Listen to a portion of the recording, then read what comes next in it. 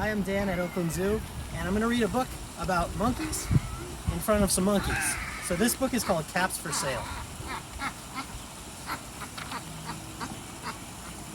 Once there was a peddler who sold caps, but he was not like any ordinary peddler carrying the wares on his back.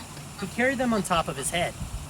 First he had on his own checked cap, then a bunch of gray caps, then a bunch of brown caps, and a bunch of blue caps, and on the very top, a bunch of red caps. He walked up and down the streets, holding himself very straight as not to upset his caps.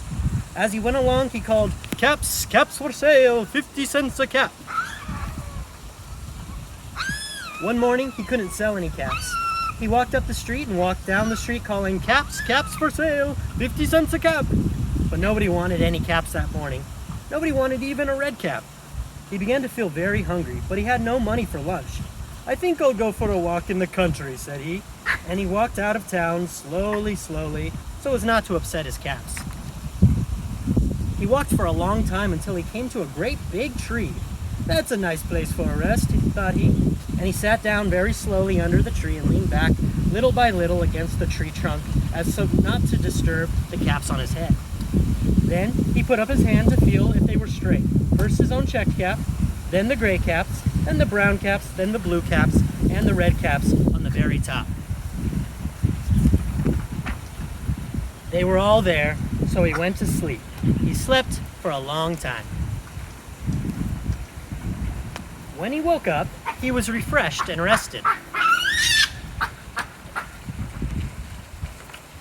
But before standing up, he felt with his hand to make sure his caps were in the right place. All he could feel was his own checked cap. He looked to the right of him, no caps. He looked to the left of him, no caps. He looked to the back of him, no caps. He looked behind the tree, no caps. Then he looked up into the tree, and what do you think he saw? On every branch sat a monkey. On every monkey was a gray, or a brown, or a blue, or a red cap. The peddler looked at the monkeys. The monkeys looked at the peddler. He didn't know what to do. Finally, he spoke to them. "You monkeys, you," he said, shaking a finger at them. "You give me back my caps." But the monkeys only shook their fingers back at him and said, "Tss, tss, tss."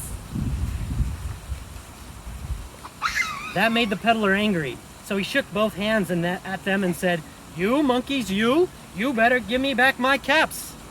But the monkeys only shook both their hands back at him and said, "Tss, tss, tss."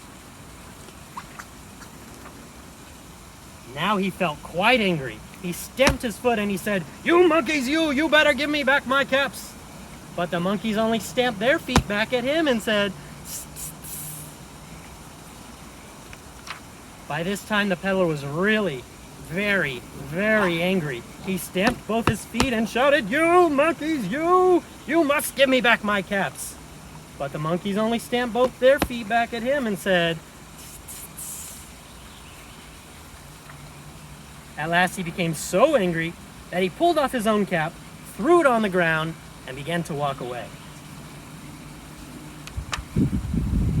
But then each monkey pulled off his cap,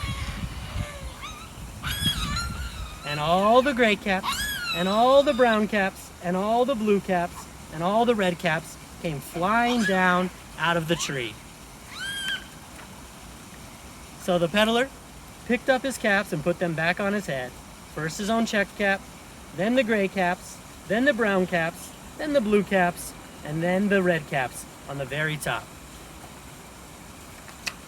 And slowly, he walked back to town, calling, "Caps, caps for sale, 50 cents a cap." The end.